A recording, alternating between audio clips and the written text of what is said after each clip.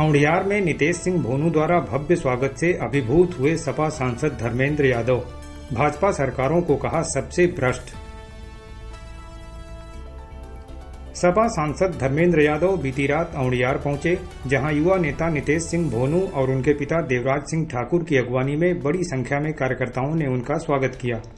इस दौरान जमकर आतिशबाजी भी की गई। इसके बाद सपा सांसद नितेश सिंह भोनू के नवनिर्मित आवास पर पहुंचे। वहां उन्होंने भाजपा की केंद्र और प्रदेश सरकारों पर जमकर निशाना साधा। सपा सांसद परमवीर चक्र विजेता के बलिदान दिवस पर आयोजित कार्यक्रम से वापस लौटकर बुधवार की देर रात लगभग 10 बजे औंढियार पहुंचे।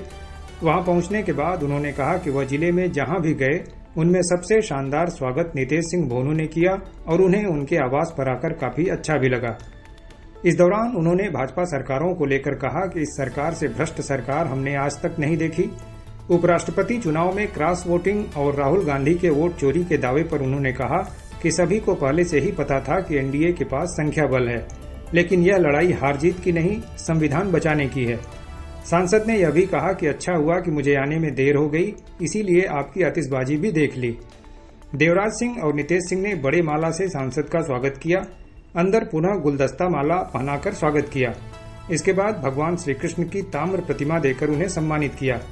सांसद ने और क्या कुछ कहा, आइए सुनते हैं। राष्ट्रपति चुनाव एनडीए के कैंडिडेट तो जीत गए, लेकिन क्रॉस वोटिंग को लेकर क्रॉस वोटिंग में वोट चोरी का आरोप लगता है, तो संसद में वोट चोरी को लोग क्या कहेंगे? देखिए, क्रॉस वोटिंग का सवाल, जहां तक एनडीए कैंडिडेट का सवाल है, आप भी जानते हैं, हम भी जानते हैं, पूरा देश जानता है कि स्ट्रेंथ उनके पास थी।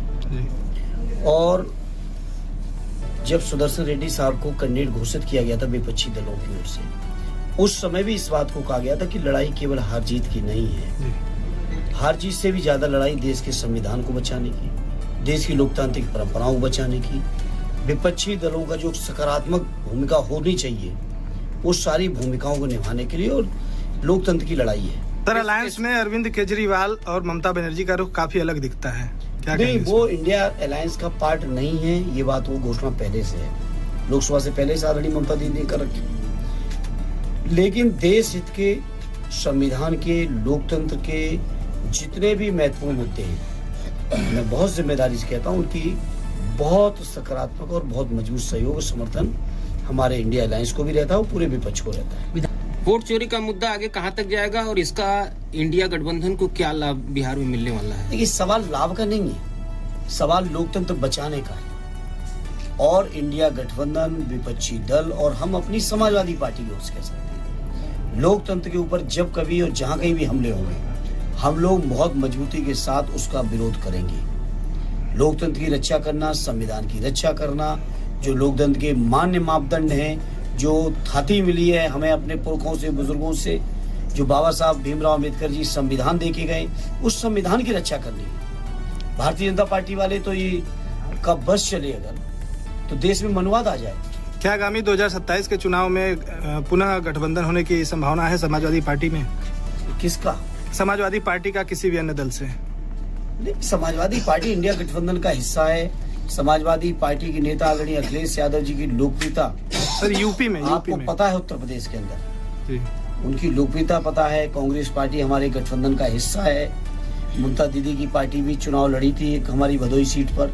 तो जो इंडिया का एक मोटा जो खाका इंडिया गठबंधन का, उसके साथ हम लोग बहुत मजबूती के साथ उत्तर प्रदेश की विधानसभा के चुनाव में न केवल जाएंगे बल्कि ऐतिहासिक सरकार बनाएंगे। और सरकार इसलिए बनाएंगे, उत्तर प्रदेश की जनता ने केंद्र सरकार के लगभग 12 बजट देख लिए, उत्तर प्रदेश सरकार के 9 बजट देख लिए।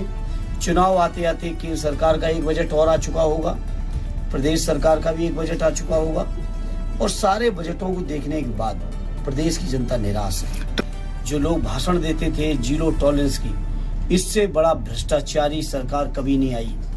इनसे ज्यादा किसानों को परेशानियां कभी नहीं हुई। इनसे सरकार से ज्यादा कभी बेरोजगारी नहीं बढ़ी। इस सरकार से ज्यादा कभी बच्चों को, नौजवानों को, बहनों भाइयों को शिक्षा में दिक्कतें नहीं आई।